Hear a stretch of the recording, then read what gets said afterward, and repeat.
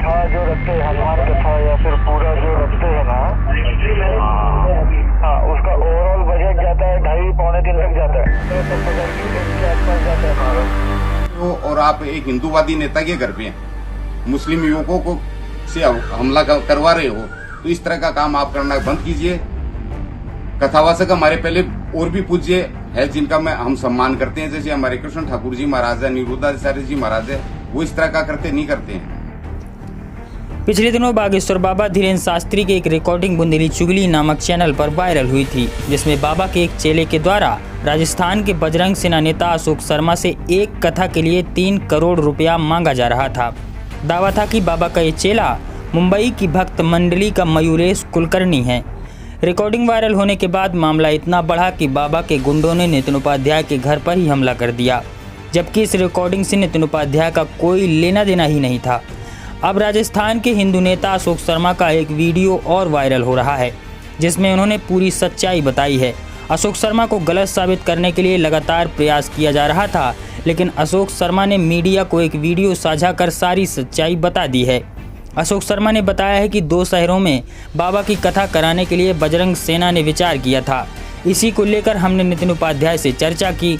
नितिन उपाध्याय ने अशोक शर्मा को मयूरेश का नंबर दिया, लेकिन जब अशोक शर्मा ने मयूरेश से बात की तो उन्होंने कथा का खर्च 3 करोड़ रुपए के करीब बताया, इसलिए उन्होंने कथा कराने से मना कर दिया। बुंदेली चुगली के नीरज सोनी से जब अशोक शर्मा ने इस विषय पर बात की तो उन्होंने कहा कि मुझे रिकॉर्डिंग भेजिए, मैं बाबा से इस विषय पर बात करूंगा, और इसीलिए अशोक शर्मा ने नीरज सोनी को वो रिकॉर्डिंग भेज दी। कुल मिलाकर बात ये हुई कि अशोक शर्मा ने अपने बयान में कहा है कि वो रिकॉर्डिंग पूरी तरह से सत्य है, जिसे झूठा साबित करने के लिए लगातार उन पर दबाव बनाया जा रहा है।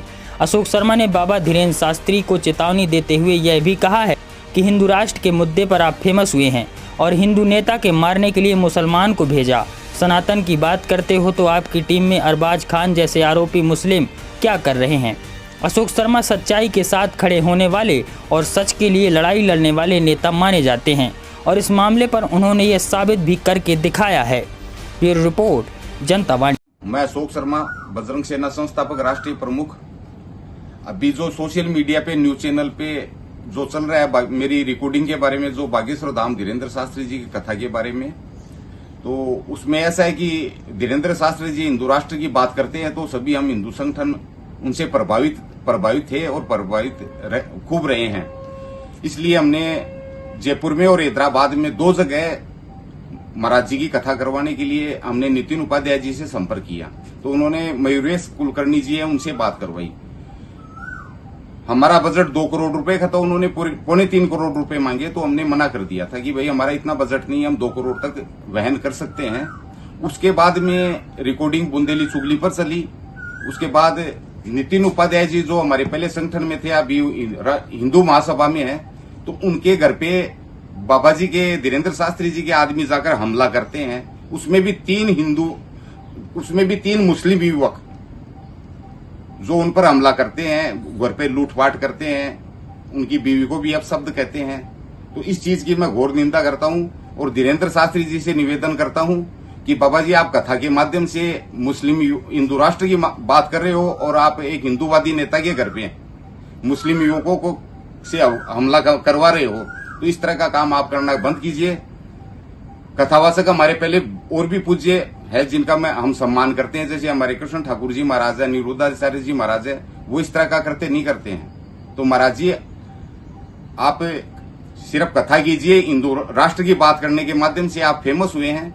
आप कमलनाथ जी की भी भागवत करते हैं, तो ये सब गलत है। आप एक तरफा चलिए, हिंदू राष्ट्र की ही बात कीजिए। और आपके मतलब समूह में मुस्लिम गुंडों का क्या काम?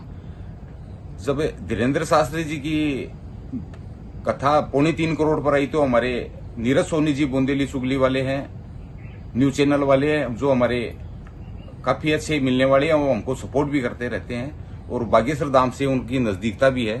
तो ये चीज हमने उनको बताई तो उन्होंने कहा कि हमको रिकॉर्डिंग भेजिए।